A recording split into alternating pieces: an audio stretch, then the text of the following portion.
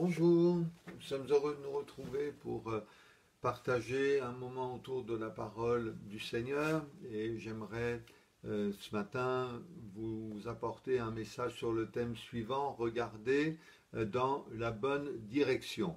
On pourrait déjà définir ce que c'est que de regarder dans la bonne direction et donner la réponse suivante en disant que regarder dans la bonne direction, c'est de regarder à Christ qui a tout accompli pour nous. L'auteur de l'Épître aux Hébreux dit d'ailleurs ceci, nous invite à courir avec persévérance dans la carrière qui nous est ouverte, ayant les regards fixés sur Jésus qui suscite la foi et qui l'amène à la perfection. Donc ça, c'est vraiment regarder dans la bonne, dans la meilleure direction qui soit, mais il y a dans la Bible des histoires comme ça, des histoires qu'on pourrait appeler des histoires de regard, où des gens qui ont regardé certaines choses ou qui ont regardé vers certaines personnes ont été influencés.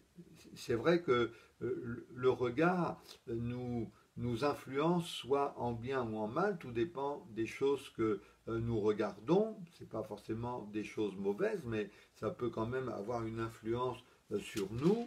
Et on se rend compte que dans l'Écriture, il y a ce genre de regard.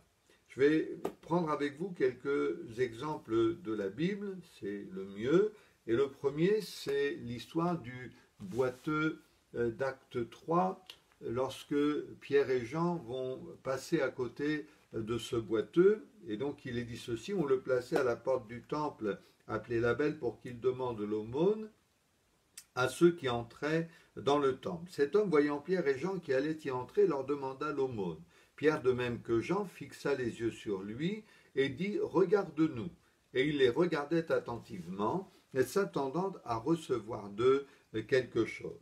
Alors Pierre lui dit « Je n'ai ni argent ni or, mais ce que j'ai, je te le donne. Au nom de Jésus-Christ de Nazareth, lève-toi et marche. » Et le prenant par la main droite, il le fit lever. Au même instant, ses pieds et ses chevilles devinrent fermes. D'un saut, il fut debout, et il se mit à marcher. Il entra avec eux dans le temple, marchant, sautant et louant Dieu. On va tout d'abord dire que cet homme avait l'habitude de regarder les mêmes choses. Peut-être il avait l'habitude de regarder les mêmes gens, et il avait l'habitude de regarder ce qu'on lui donnait, puisque chaque jour c'était pour lui le même principe. Il recevait un petit peu d'argent de la part de ceux qui entraient dans le temple, et cet argent qu'il recevait lui permettait de pourvoir à ses besoins. Là, ce jour-là, les choses vont changer. Le regard va être le même. Pierre et Jean vont dire à cet homme-là, « Regarde-nous ».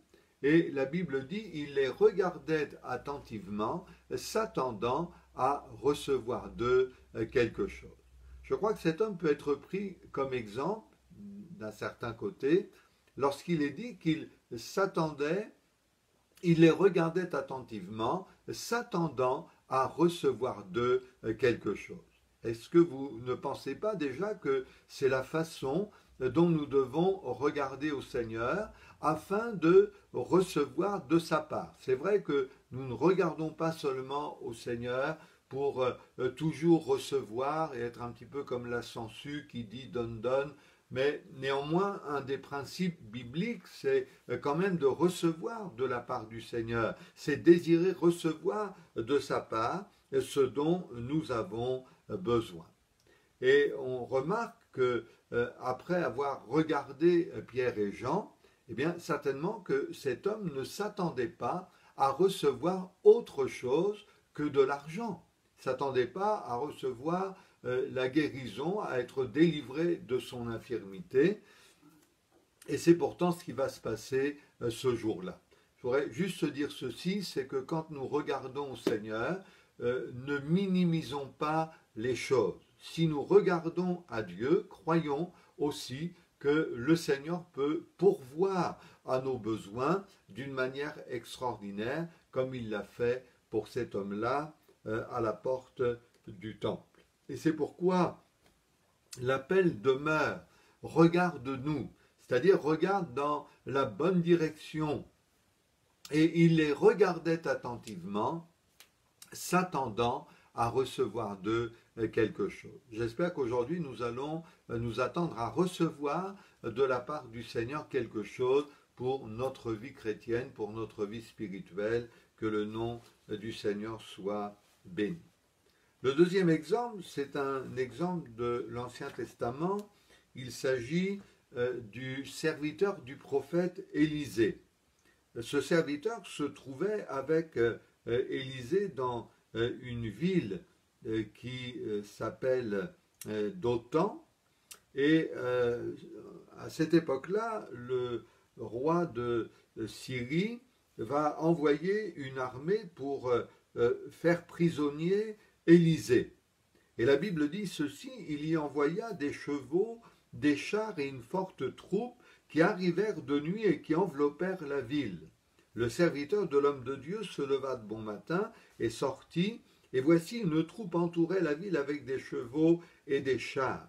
Et le serviteur dit à l'homme de Dieu, « Ah mon Seigneur, comment ferons-nous » C'est déjà important de relever ce qui est dit ici, parce que le regard du serviteur va, le comportement du serviteur va être influencé suite au regard qu'il a porté sur cette armée nombreuse qui entourait la ville de Dothan. D'où la question posée par ce serviteur, « Ah mon Seigneur, comment ferons-nous » Il y a bien des choses quelquefois que nous regardons, bien des problèmes que nous regardons, bien des difficultés, bien des situations, et on est un petit peu comme le serviteur et on dit, mais comment allons-nous faire, comment nous sortir de cette impasse?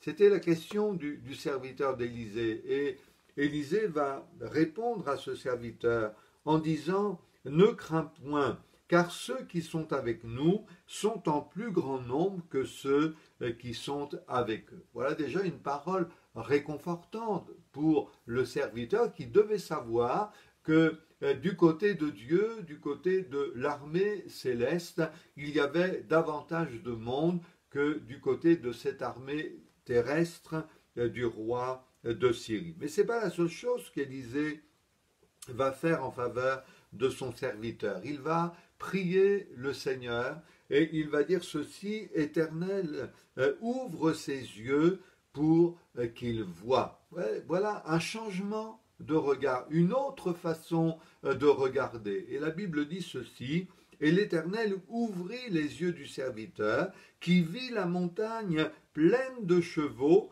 et de chars de feu autour d'Élisée. » Dieu va ouvrir les yeux du serviteur pour qu'il voie la réalité des choses spirituelles et qu'il voit au travers de ces chevaux et de ces chars de feu, eh bien qu'il voit en réalité le secours de Dieu.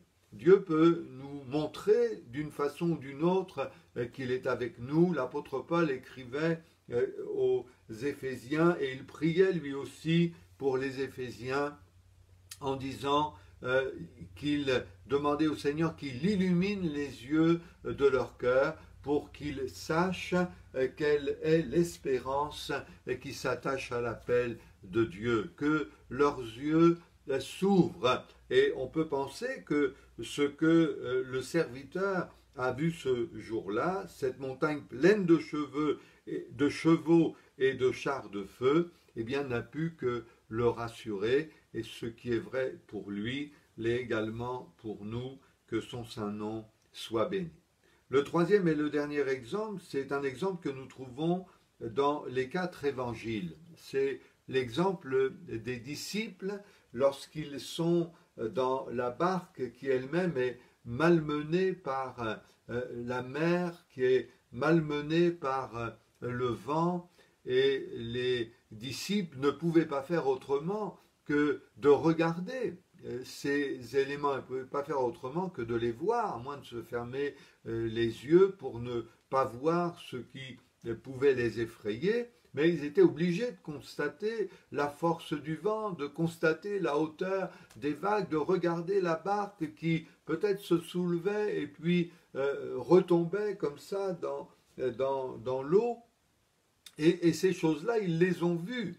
Et c'est ce qui a amené ces personnes à dire au Seigneur, Seigneur, sauve-nous, car nous périssons. C'était un cri de détresse qui était le résultat de ce qu'ils étaient en train de voir.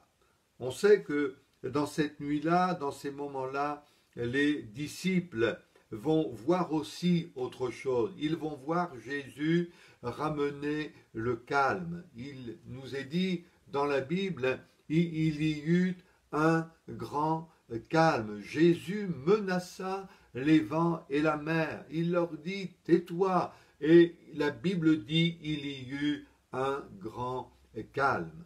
Les disciples ont vu cela aussi. Ils ont regardé, leur regard a dû être attiré par le Seigneur lorsque celui-ci parlait et qu'il commandait au vent et à la mer que le nom du Seigneur soit béni.